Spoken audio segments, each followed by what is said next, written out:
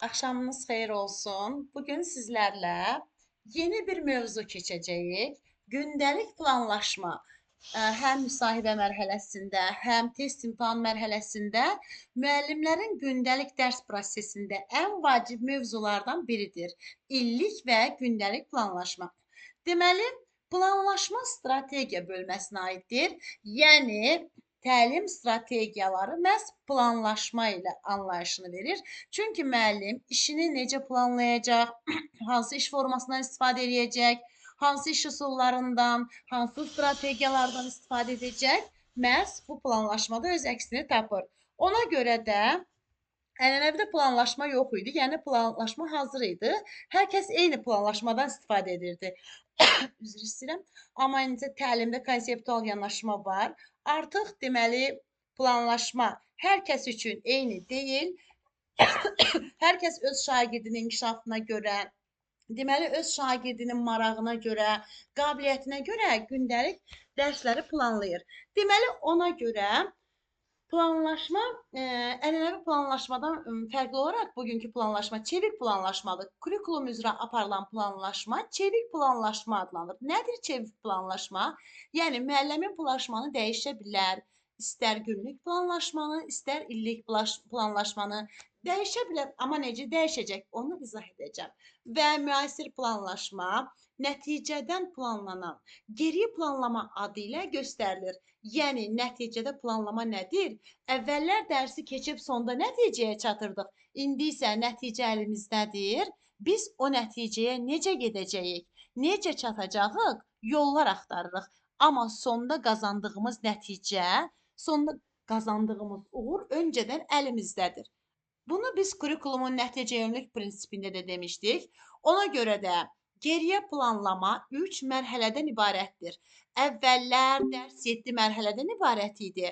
Yadınızdadır, yeni təlimə təzə keçən vaxtı deyirdilər ki, dərsin 7 mərhələsi var və müəllim bu 7 mərhələ üzrə dərsini keçirdi. Amma indi belə deyil. Artıq ARTİ-nin göndərdiyi planlaşdırma vəsaitlərində də deməli necədir? Təlim nəticələri, qiymətləndirmə meyarları, öyrənmə fəaliyyəti. Deməli nəticədən planlama, öncədən müəyyənləşdirilmiş təlim nəticələri, onların reallaşdırmaq üçün istifadə olunan qiymətləndirmə meyarları və öyrənmə fəaliyyəti. Bu üçü birlikdə nəticədə planlamanı əmələ gətirir. Yəni nəticələrdən planlamanı təşkil edirlər. Deməli, öncə biz əvvəlcə nə dedik? Təlim nəticələri. Təlim nəticələri dərs ilinin sonuna qədər, günün sonuna qədər şagirdin əldə etdiyi nəticələrdir. Ona görə də planlama iki yerə ayrılır. İllik planlaşdırma və gündəlik planlaşdırma. İllik planlaşmanın ikinci adı perspektiv planlaşma olacaq. Deməli, iki adı var. İllik planlaşdırma və ya perspektiv planlaşdırma. Günlük planlaşma isə günlük planlaşma və ya cari planlaşmadır. Deməli, günlük planlaşdırma cari planlaşdırmadır. İllik planlaşdırma isə perspektiv planlaşdırmadır. Deməli, İstər illik planlaşdırma, istər gündəlik planlaşdırma, hər ikisi çevik planlaşmadır. Yəni müəllim onu dəyişə bilər.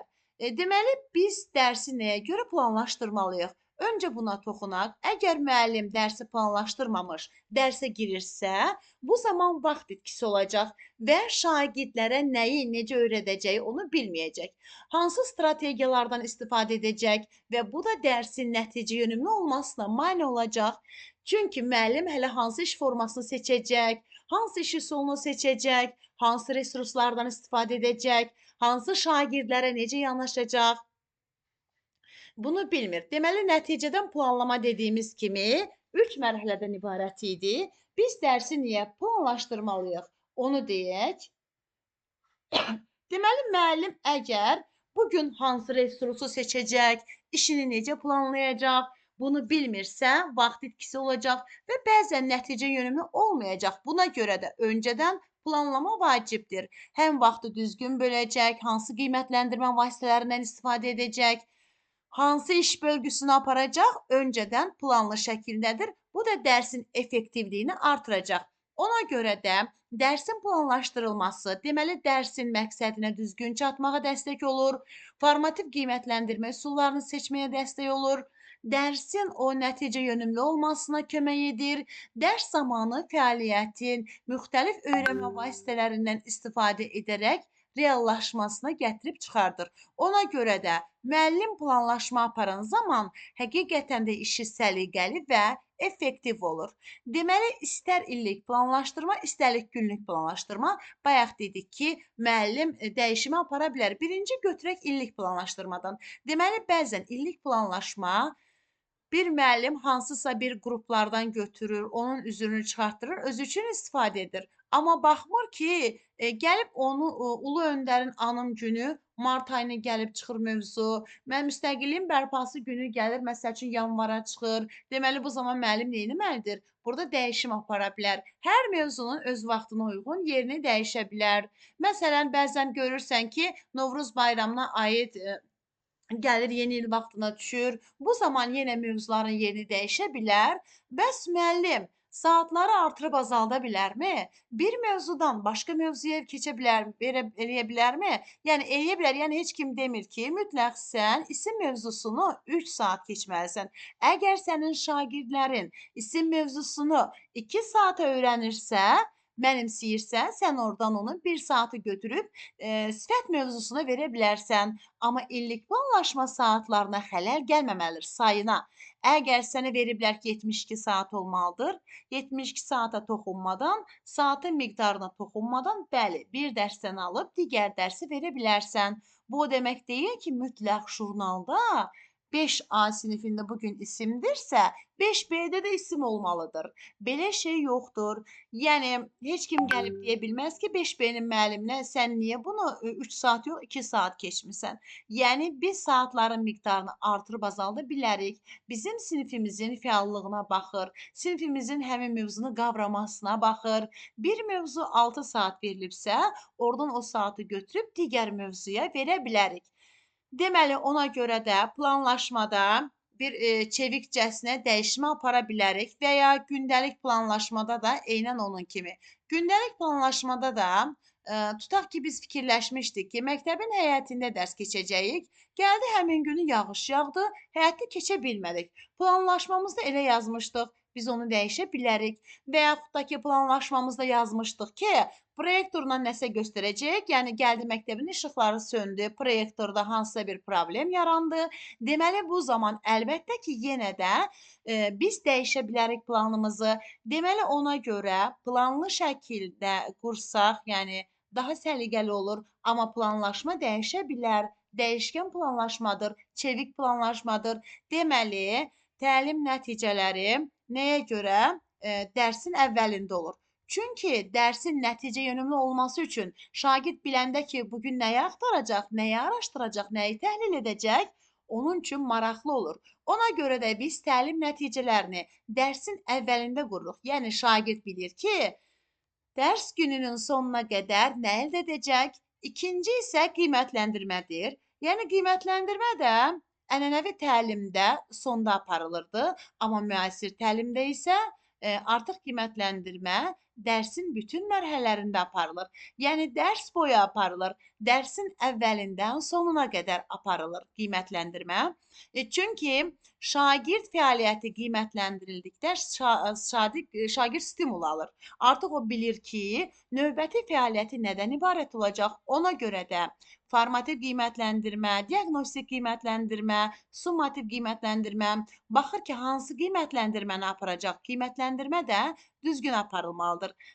Deməli, verbal qiymətləndirmə aparacağıq. Hansı meyarlara görə qiymətləndirmə aparırıq? Deməli, sorğular şəklində mi olacaq? Müsahibə yolu ilə mi qiymətləndirmə eləyəcəyik? Yazılı qiymətləndirmə mi aparacaq? Buna görə də mütləq qiymətləndirmə meyarları da öncədən müəyyənləşdirilməlidir. Bəzən müəllim bunu şifahi şəkildə konstruktiv rəy verməklə də qiymətləndirə bilər. Deməli, gəldik öyrənmə fəaliyyətinə. Deməli, öyrənmə fəaliyyəti müəllimin hansı metoddan istifadə eləyəcəyi, hansı üsuldan istifadə eləyəcəyi, hansı resurslardan istifadə eləyəcəyidir. Yəni, müəllim-şagird fəaliyyəti əks əlaqə öyrənmə fəaliyyətində öz əksini tapır. Bu gün müəllim nə iş görəcək? Fəaliyyətin qısa təsviri, yəni öyrənmə fəaliyyəti budur. Bəzən müəllim bunu uzun-uzadı yazır günlük planlaşmada. Amma əzizlərim, günlük planlaşmanın, cari planlaşmanız uzun-uzadı olmamalıdır. Yəni bu icmal deyil. Sadəcə olaraq bu gün nəyə keçəcəksinizsə, onu sxem şəklində yazırsınız. Yəni təlim nəticələri, hansı təlim nəticələrini reallaşdıracaqsınız? Qiymətləndirmə meyarları, hansı meyarlara görə şagirdləri qiymətləndirəcəksiniz?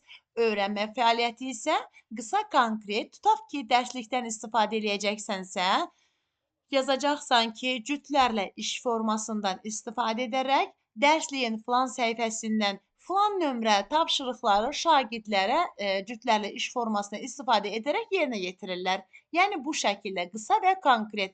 Yoxsa orada fəaliyyətin qısa təsvirinə tapşırıq ora yazmırsınız. Bəzi müəllim götürüb tapşırığı yazır, tapşırığın həllini yazır. Bu lazım deyil.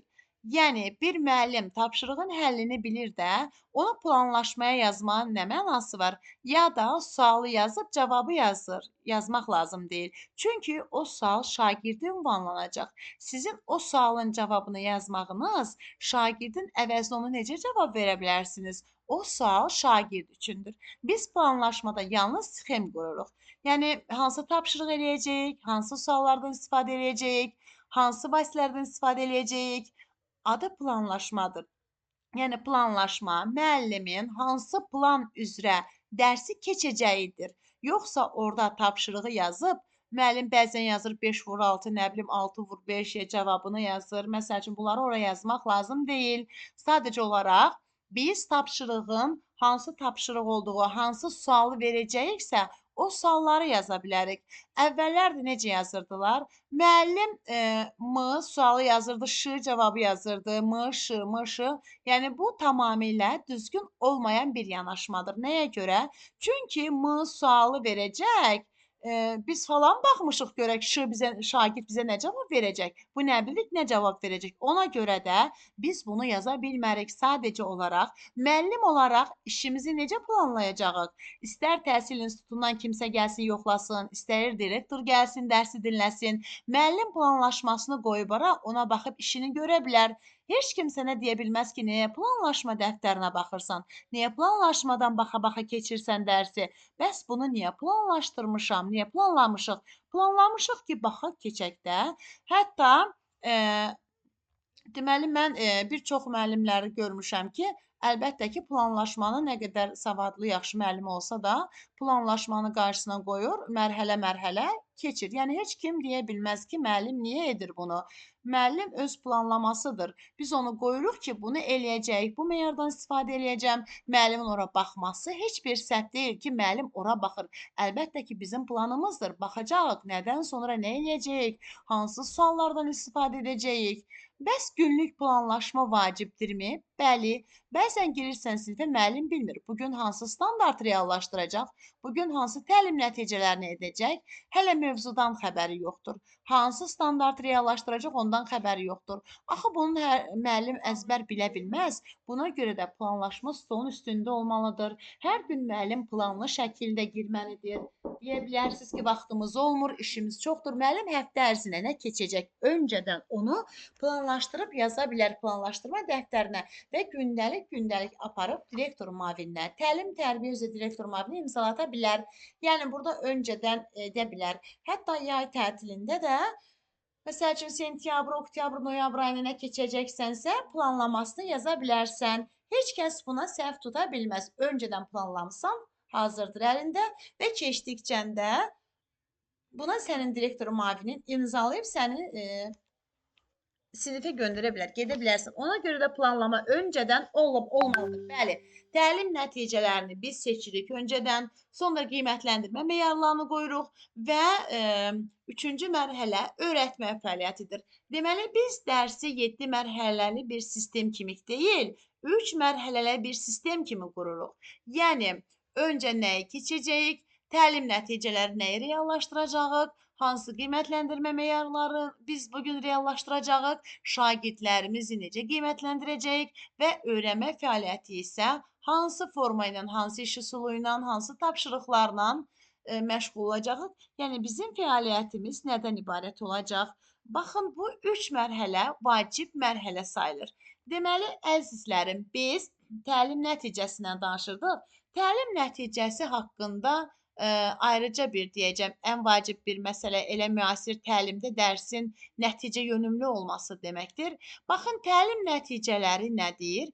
Təlim nəticələri müəllim nə öyrədəcək deyil, şagird nə əldə edəcək, bax budur. Yəni, müəllim ola bilsin ki, bugün şagirdlərdə yazı bacarıqlarını inkişaf etdirir, müəllim şifahi baxın, dərs ki, baxın, bu təlim nəticəsi deyil, bunu edən müəllimdir. Baxın, bu müəllimin təşkili aspektidir. Yəni, müəllimin nə etdiyi təlim nəticəsi deyil. Amma şagird, deməli, sözləri heca ilə oxuyur, şagird əsas köməkçi nitq hissələrini fərqləndirir. Bəli, bu təlim nəticəsi ola bilər. Nəyə görə?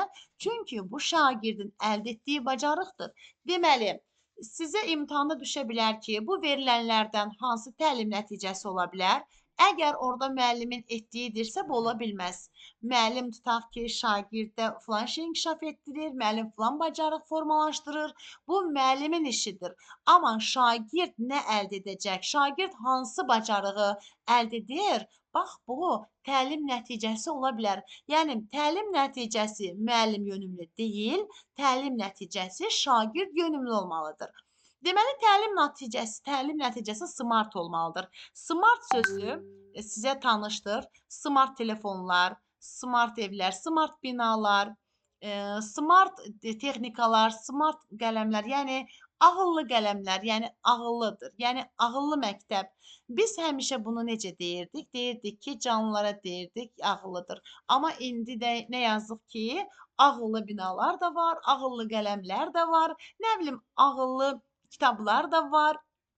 Deməli, yəni, kaş ağıllı insanların sayı daha çox olsun. Deməli, ona görə də, baxın, artıq texnikaların üzərinə insanların xüsusiyyətləri gətirilir. Yəni, biz rəqəmsal dünyanın artıq bir parçasına çevrilmiş oluruq. Deməli, ona görə də artıq təlim nəticəsinə deyirlər ki, smart, yəni ağıllıdır.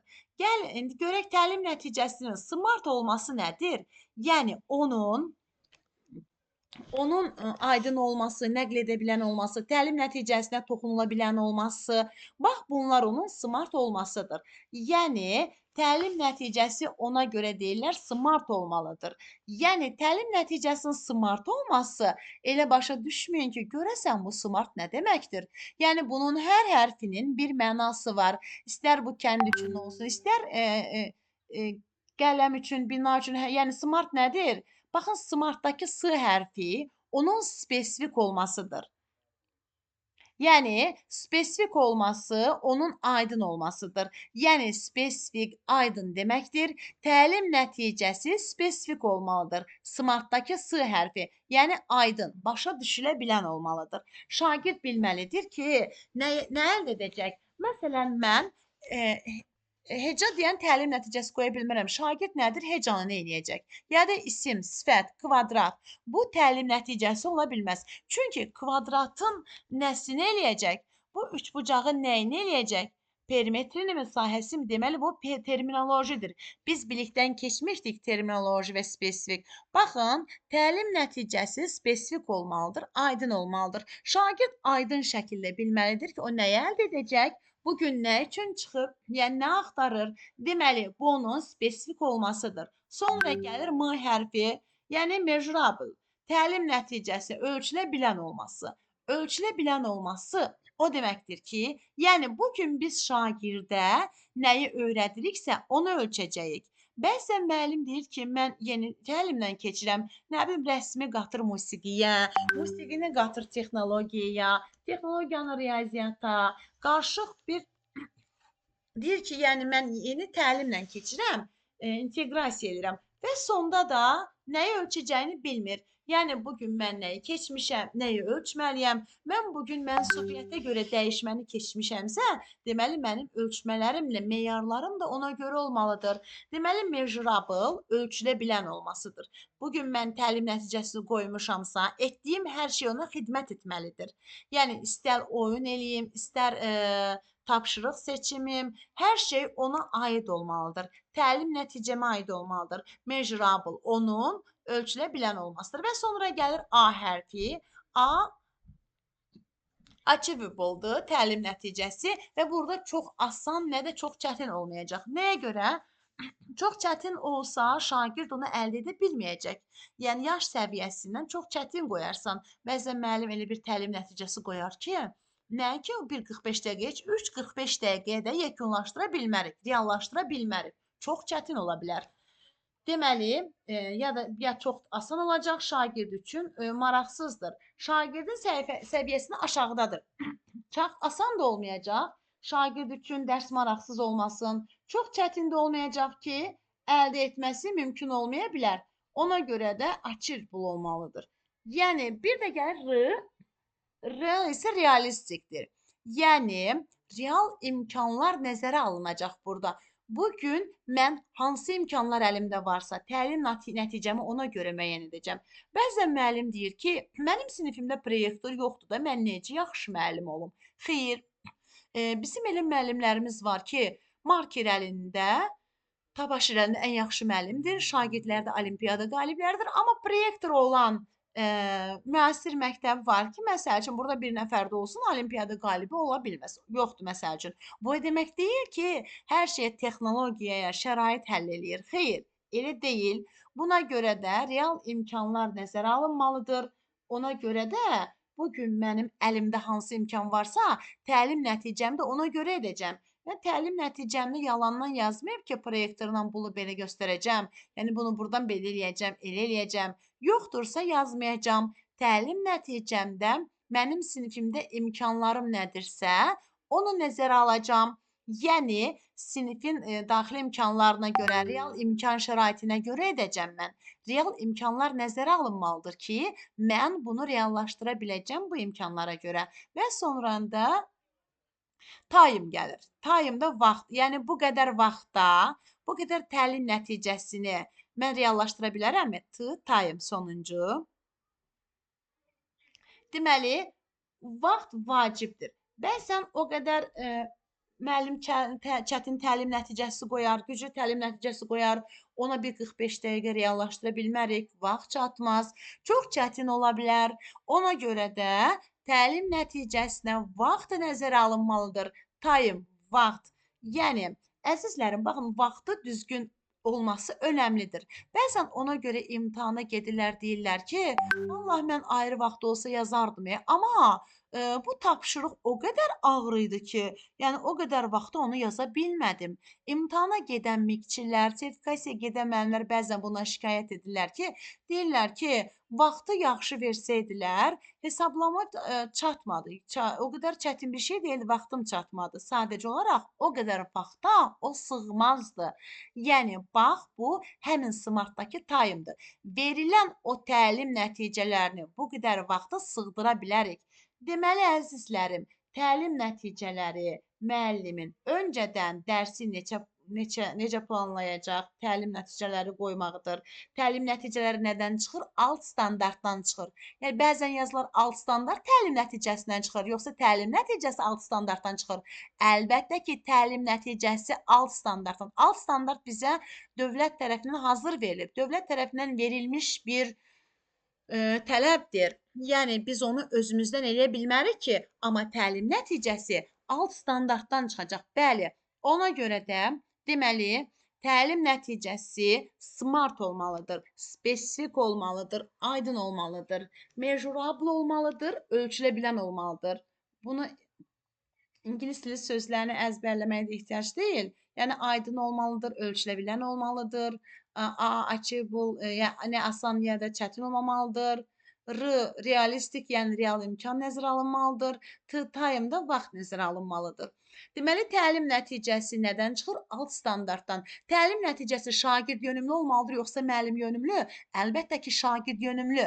Müəllim nə öyrədəcək deyil, şagird nə əldə edəcək. Təlim nəticəsi məhz buna xidmət etməlidir və deməli, təlim nəticəsi nə qədər təlim nəticəsi qoyula bilər bir dərsdə? Maksimum 3.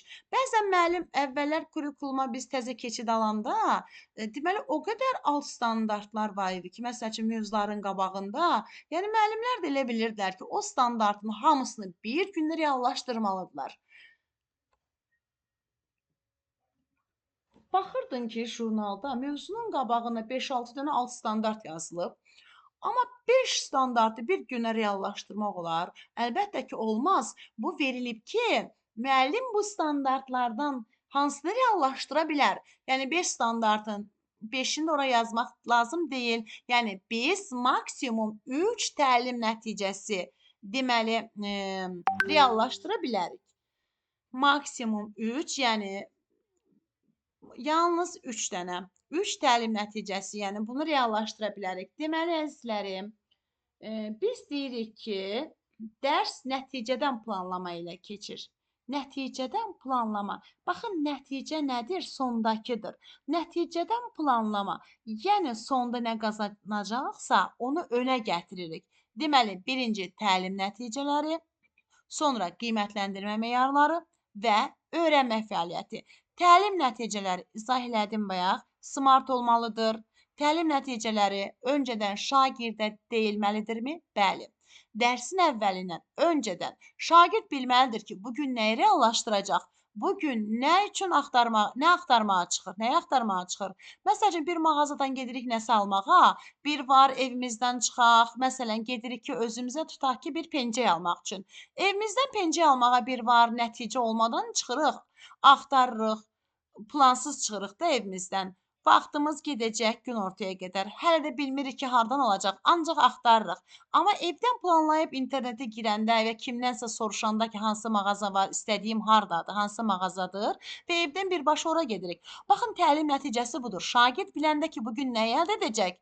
Artıq onun üçün rahatdır. Artıq onu axtarmağa çıxır. Amma kör-körane olan dərs artıq plansızdır. Ona görə də təlim nəticəsi öncədən elan olunmalıdır. Şagird yönümlü olmalıdır. Dərs nəticədən planlama ilə keçməlidir. İllik planlaşma, perspektiv planlaşdırma, il ərzində müəllim nə edəcək onu planlamalıdır. Orada deməli saatları miqdarı var, resurslar var. Bax, deyirik, planlaşmada biz resurslar da dəyişə bilərik. Məsəl üçün, öncədən yazmışıq ki, bunu edəcək, onu edəcək. Gəldi həmən günü dolu yağdı, qar yağdı, eləyə bilmədik. Əlbəttə ki, onu dəyişə bilərik biz.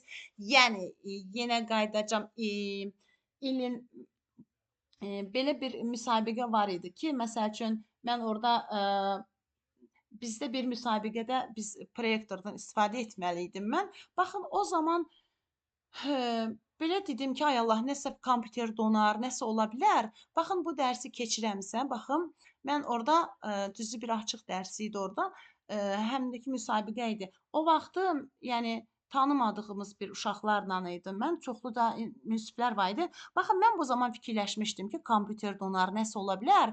Həqiqətən ağlıma gələn başıma gəlmişdi, amma mən öncədən necə fikirləşmişdim? Müəllimin D planı olmalıdır. Müəllimin B planı olmalıdır. Yəni, A planı işə yaramırsa, B planından istifadə edəcək. Mən ayrı resurslar götürmüşdüm, onlardan istifadə etdim. Ona görə də kompüter açılmadı. Yəni, baxın, biz getmişiksə sinifə, müəllim o asılı qalmamalıdır da A planından. A planı işə yaramırsa B planına keçməlidir və itirməməlidir özünü. Hazır olmalıdır. Ona görə də mütləq hansısa bir hazırlığı olmalı. Deməli, mən həmən açıq dərsdə həqiqətən kompüter işləmədi, proyektor işə sala bilmədim. Onda mən gördüm ki, həqiqətən necə fikirləşmişdimsə o cür alındı. Yəni, bilə bilmirdim bu cür ola bilərdi, amma nədənsə də həqiqətən də belə oldu. Axırda mən hamısını kənara qoydum, kompüteri, proyektoru. Axırda özüm öz yazdıqlarımla, dəftərdə olan B planımla mən dərsi davam etməyə başladım. Baxın, deməli, buradan həmçinin də şagirdlərin də səviyyəsinə görə A planını, B planını biz etməliyik. Baxın, günlük planlaşma da təlim nəticələrini qoyuruq, qiymətləndirmə vasitələrini seçirik, öyrənmə fəaliyyətini qururuq. Bir də orada əzizlərim, refleksiya var. Baxın, refleksiya ayrıca bir mövzudur, ona keçəcəyik nədir? Amma o günlük planlaşmadakı yazılır ha, refleksiya. Refleksiya şagirdlərinin nəyin anlayıb, nəyi anlamamasına, nə ona qaranlıqdır, nə ona aydındır. Bəzi müəllim ona nə gəldi yazılır refleksiya. Amma refleksiya bilirsiniz nədir? Ora yazırsınız ki, şagirdlərin güclü və zəif tərəfləri araşdırılır və növbəti dərsdə onun üçün plan qurulur. Çünki baxın, məsəl üçün mən bu gün üçün planlayıram ki, bunu etdim. Bu o demək deyil ki, mənim şagirdimin hamısı alim oldu, hamısı mənimsədi. Təlim nəticələrini mənimsəyən də olur, mənimsəməyən də olur. Deməli, ona görə də şagirdlərinizə aydın, yəni bir gün aydın nə qaranlıq tərəfləri yaza bilərsiniz şagirdlərə, nə ortaya çıxarılır. Yəni hansı hissələr ona aydındır, hansı hissələr ona qaranlıqdır. Yəni bəli, başa çatmış bir prosesi şagirdlərin necə qavraması yoxlanılır, nə dərəcədə təlim nəticələrinin reallaşması, təlim nəticələrinin nə dərəcədə real olur, bu yoxlanılır. Yəni bu refleksiyadır. Şagirdlərdə bu gün biz dərsdən şagirdlər nə öyrəndik? Nə sizə qaranlıq qaldı? Bax, refleksiya suallarını verə bilərsiniz. Refleksiya suallarını. Məsəl üçün, bu gün sizə hansı hissələr aydın oldu? Daha çox aydın oldu. Bu gün sənə ən çox maraqlı olan hissələr hansı oldu? Bu gün sənə qaranlıq qalan hissələr hansı oldu? Sən filan qəhrəmanın yerinə olsan necə edərdin? Sənin üçün tutaq ki, burada filan olsa nə olardı? Sən onun qavramasını yoxlayırsan. Gələcəkdə bunu sən necə dəyişərdin? Yəni refleksiya eləyirsən. Yəni orada həm şagirdin yaradıcılığını qoyursan ortaya, həm də şagirdinin qaranlıq tərəflərini ortaya çıxardırsan. Şagird onu necə düşünür, necə anlayır və ona qaranlıq qalan nədir, maraqlı olan nədir? Yəni sən burada tam uşaqlar bu gün qoyulan təlim nəticələrindən siz nail ola bildinizmi? Nail ola bildinizsə, necə nail oldunuz? Nail ola bilmədinizsə, necə nail olmağı düşünürsünüz? Baxın, refleksiya qavramanın yoxlanılmasıdır. Mənimsəmənin yoxlanılmasıdır. Buna refleksiya dediyim kimi ayrıca mövzudur. İnşallah onu da keçəcəyik. Bugünkü dərsimiz bu qədər.